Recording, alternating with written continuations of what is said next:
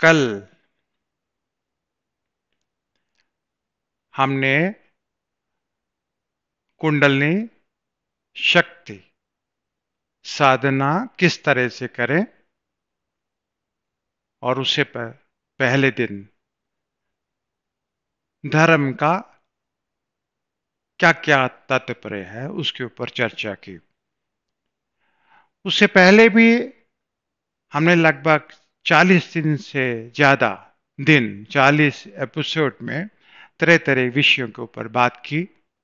लेकिन आज का विषय प्रत्येक व्यक्ति के जीवन को किस तरह से जीना चाहिए, किस तरह से जीवन जीने की सर्वश्रेष्ठ कला है, उसके ऊपर हम चर्चा करेंगे।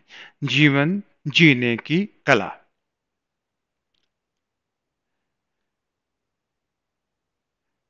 हम जीव हैं, पूरा संसार जीव है, लेकिन जीव का सीधा सीधा तात्पर्य है अज्ञानी, अनपढ़, गंवार।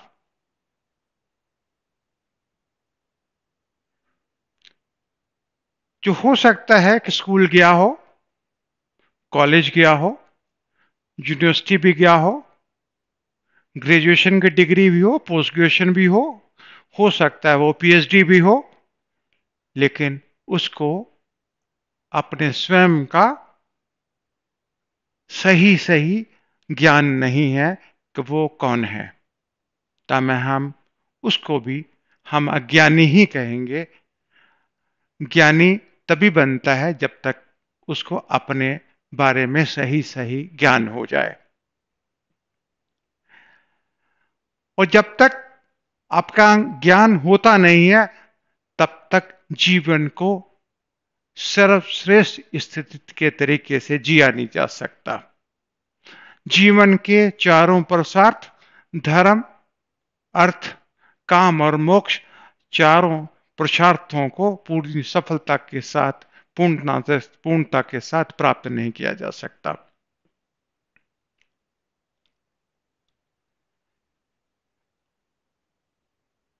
इक्ष्वाकु और महाराज मनु सृष्टि रचना के समय महाराज मनु को जिस ढंग से आज हम जानते हैं, जब जिस तरह से महाराज मनु की व्याख्या की जाती है, सही माने में वो व्याख्या ठीक ढंग से की नहीं जाती। इक्ष्वाकु से कितनी पीढ़ियों के बाद में रामचंद्र जी हुए, यानी कि रामचंद्र जी के पूर्वज इक्ष्वाकु महाराज, उन्हीं के खानदान के पूर्व इक्ष्वाकु महाराजा थे। और इक्ष्वाकु के पिताजी महाराज मनु ब्रह्मलोक से पृथ्वीलोक का पधारे। यह सोचने वाली बात है कि ब्रह्मलोक से पृथ्वीलोक तक पधारे और इक्ष्वाकु जी ने महाराज मनु से बोला कि जीवन जीने की कला क्या है, जीवन किस ढंग से जिया जाए, किस श्रेष्ठता से जीवन जिया जाए, उसकी क्या उपदेश है, उसके बारे में आपसे निवेदन करता हूं कि इसके ऊपर मुझे कुछ बताएं।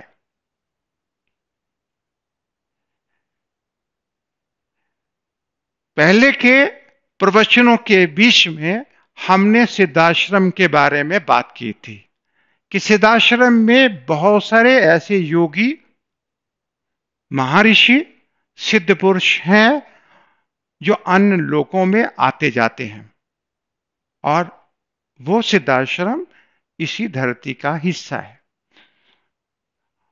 और महाराज मनु ब्रह्मलोक से आए थे, तो क्या हम लोग भी इसी जीवन में ब्रह्मलोक तक जा सकते हैं और वापस आ सकते हैं। इस विषय के ऊपर ही इसी के साथ जुड़े हुए भी कुछ टिप्स हैं जो आपको मिल सकते हैं।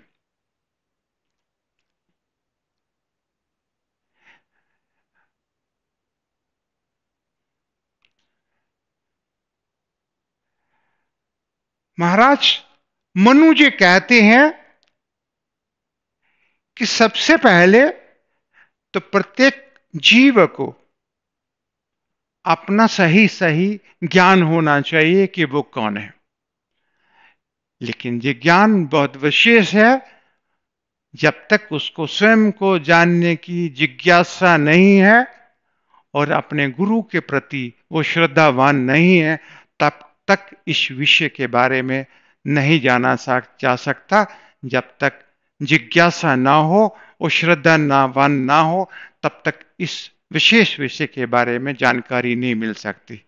सीधी सीधी बात है कि जब तक आप ज्ञान प्राप्त करने का मार्ग में चलने के लिए जिज्ञासा नहीं है, तब तक सही सही स्पष्ट शब्दों में कि जीवन जीने की कला के बारे में जाना ही नहीं जा सकता। यानी कि जीवन जीने की कला हम जानते ही नहीं है। क्षमा,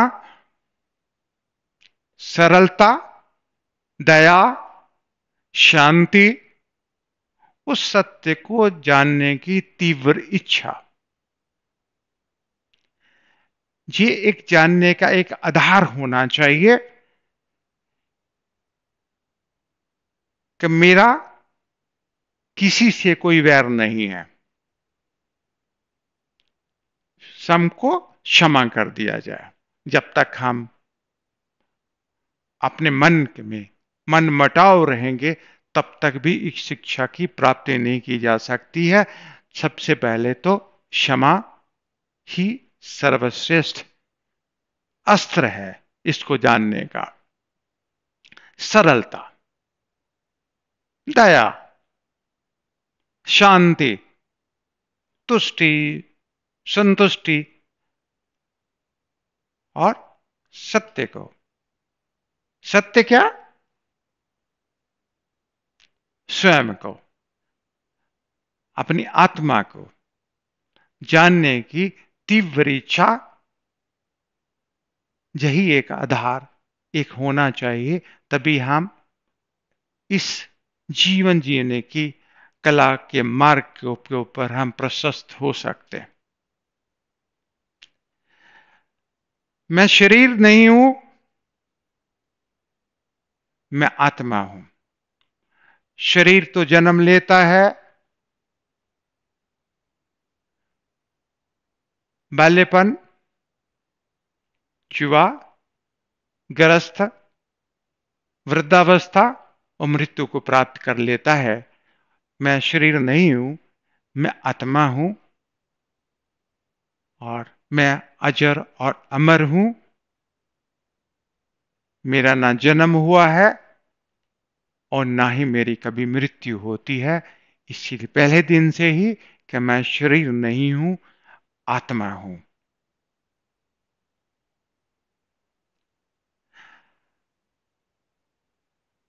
पूरे विश्व को हम भारत की नजर से देखते हैं।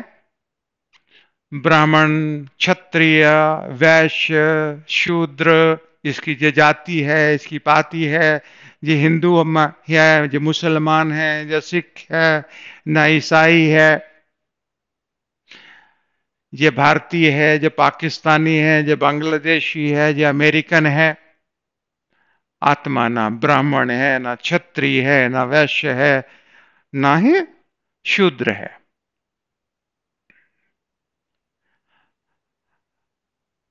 ना आत्मा बालक है, ना युवा है, ना ग्रस्त है और ना ही वृद्धावस्था को प्राप्त होता है।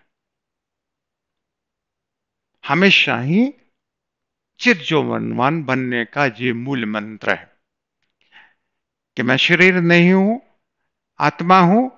आत्मा ना बालक है, ना युवा है, ना ग्रस्त है, ना ही ये वृद्धावस्था को प्राप्त होता है।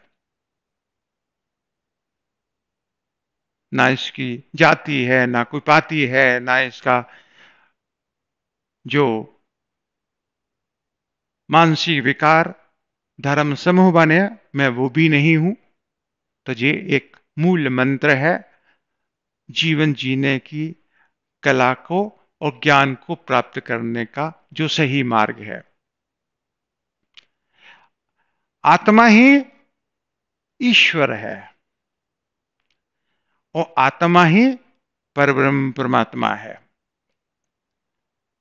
आत्मा, ईश्वर और परब्रह्म परमात्मा, अल्लाह, जो भी आप नाम श्रद्धा से कहते हैं, इस सभी आत्मा के पर्यायवाची हैं। क्या है? आत्मा और परमात्मा का एक भावार्थ है।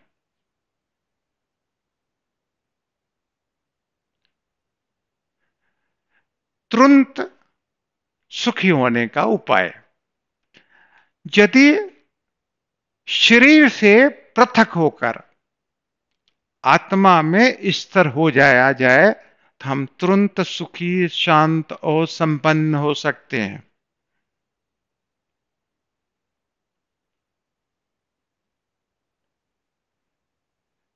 मैं संपन्न की जो परिभाषा, जो संपन्नता की परिभाषा बताई, मैंने पिछले दिनों 21 दिन पूरे ब्रह्मांड का व्यापार, परब्रह्म परमात्मा पूरे ब्रह्मांड का व्यापार सुचारू और व्यवस्थित ढंग से किस तरह से करते हैं, उसके ऊपर एक चर्चा की।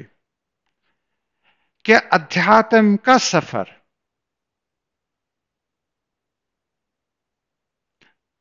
दरिद्र होने का सफर नहीं है। अध्यात्म का सफर संपन्नता से स्वस्थ और शांत में जीवन जीने की एक कला है।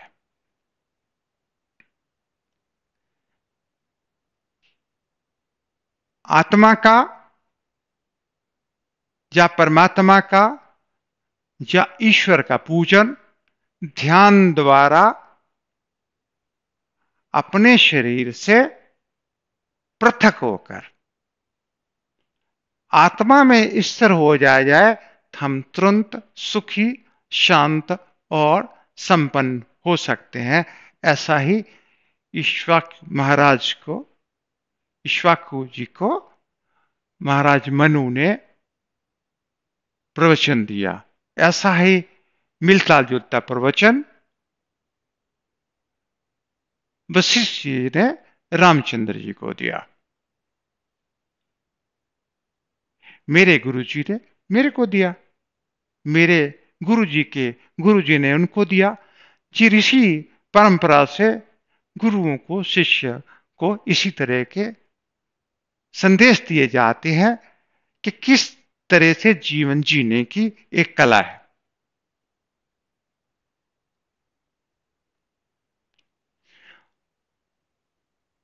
पूरा विश्व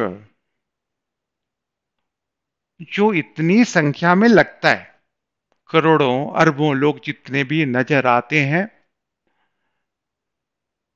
ये शरीर है ही नहीं। पहले तो मैं शरीर नहीं हूं, आत्मा हूं। तो पूरे संसार में विश्व है ही नहीं, सिर्फ आत्मा ही है। आत्मा ही परमात्मा है और परमात्मा ईश्वर सब है। पूरा विश्व ही आत्मा है और पूरा विश्व ही परब्रह्म परमात्मा है। ऐसा ही सत्य है। और अगर ऐसा हम अध्यात्म के सफर में आते हैं तो सही मायने में विश्व है नहीं। अगर विश्व नहीं है, सब जगह परमात्मा है, तो जहां पे ना जन्म है ना मृत्यु है। जितने वर्ष तक जहां पर रहना चाहे रह सकते हैं, जहां चाहना चाहे आप जा सकते हैं। चाहे अमेरिका जाना चाहते हैं अमेरिका जाए, चाहे ब्रह्मलोक जाना चाहे आप ब्रह्मलोक जाए, चाहे सिद्धाश्रम जाए सिद्धाश्रम जाए, जहां भी जा सकते हैं जाके वापस आ सकते हैं। ऐसा ही अध्यात्म है। ऐसा जीवन जीने वाला ही, ऐसा जानने वाला ही आनंद में जीवन जी सकता है।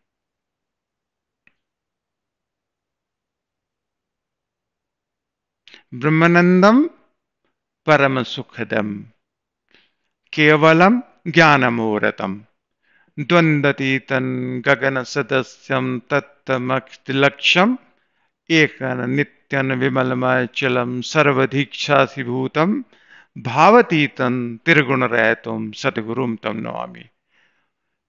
ज्ञानवान ही आनंद में जीवन जी सकता है। हमारा सफर अज्ञान से ज्ञान की तरफ, असत्य से सत्य की तरफ, अंधकार से प्रकाश की तरफ, तभी हम अपने जीवन को सुखी, संपन्न, स्वस्थ और आनंद में जीवन जी सकते हैं। यही सर्वश्रेष्ठ जीवन जीने की एक कला है। इतना ही कहते हुए मैं आपको बहुत बहुत आशीर्वाद देता हूं। भगवान आपको सद्बुद्धि दे।